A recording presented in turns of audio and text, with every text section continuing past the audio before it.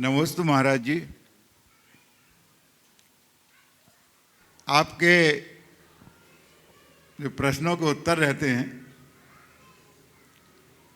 वो ठीक ही रिकॉर्ड होते हैं, क्योंकि वो एक किताब है जो हम सभी को पढ़ना चाहिए।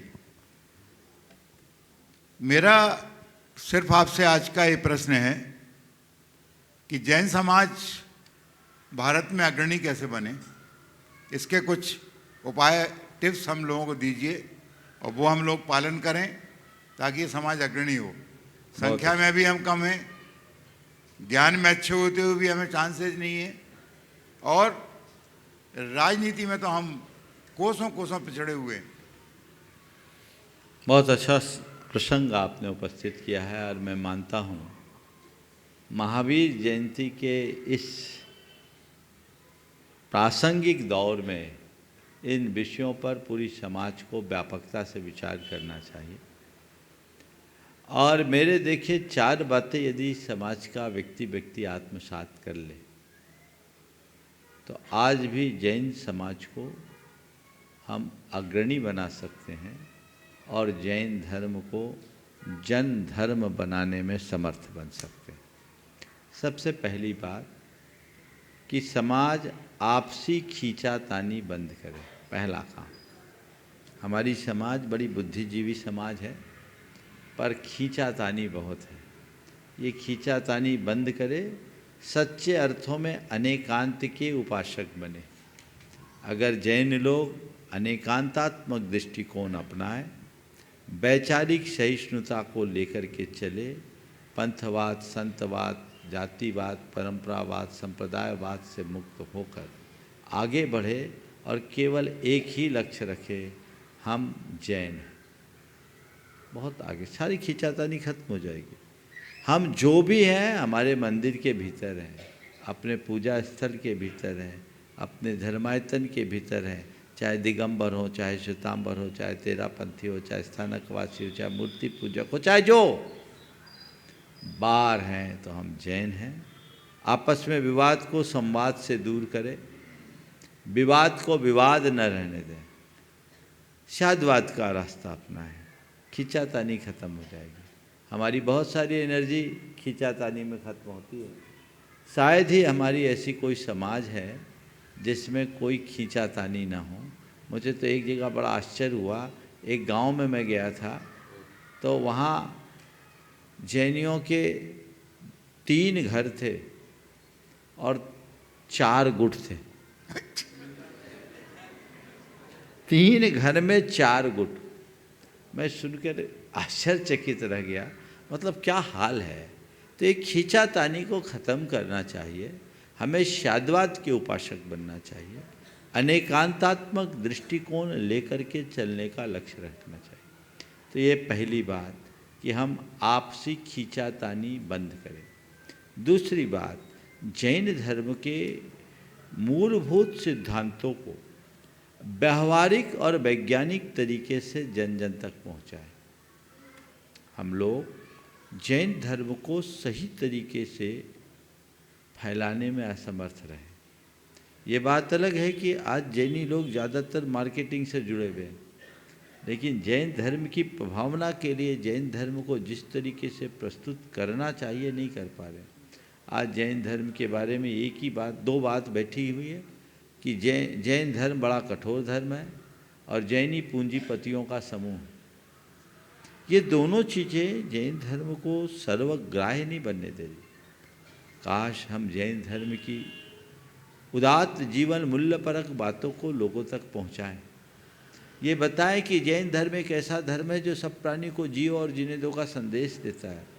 जैन धर्म एक ऐसा धर्म है जो समतापूर्वक मानव समाज का आधार बन सकता है। जैन धर्म एक ऐसा धर्म है जो सबको साथ लेकर चलने की बात करता है। जैन धर्म एक ऐसा धर्म है जहाँ मैत्री, प्रमोद, करुणा और माध्यस्थता जैसे उदात्त मूल्यों को स्थान दिया जाता है। जैन धर्म एक ऐसा धर्म है जहाँ क्षमा, मृदुता, ऋजुता, सरलता और आपके जाकर के सत्य, संयम, तप, त्याग, आकिंचन और ब्रह्मचर्य जैसे उदात्त गुणों की पूजा होती है और उस पूजा को महापर्व के रूप में गिना जाता है, ये केवल जैन धर्म है। क्यों ना हम जैन धर्म के इन पक्षों को लोगों तक बताएं। अहिंसा, प्रेम, परस्परता, बंधुत्व और आत्मीयता मूलक जीवन जीने का मूल आधार जैन धर्म देता है। ये बात हम लोगों तक पहुंचाने में सफल क्यों नहीं? हमें ये होना चाहिए।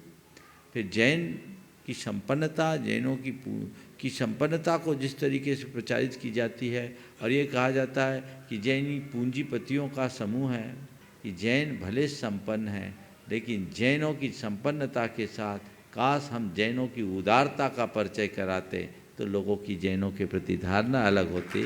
हमें ये बताना चाहिए कि जैन समाज जितनी संपन्न उससे कहीं ज़्यादा उदार है। भामाशाह जैसे लोग जैनों में उत्पन्न हुए, जगड़ू शाह जैसे लोग जैनों में उत्पन्न हुए, टोडर मल जैसे लोग जैनों में उत्पन्न हुए। आज जैन पैसा कमाते हैं, नीति न्याय से कमाते हैं, मेहनत करके कमाते हैं, अनीति और पाप से बच कर के कमाते हैं। जैनी केवल पैसा नहीं कमाते, अपितु पैसे का उपयोग करना भी जानते हैं।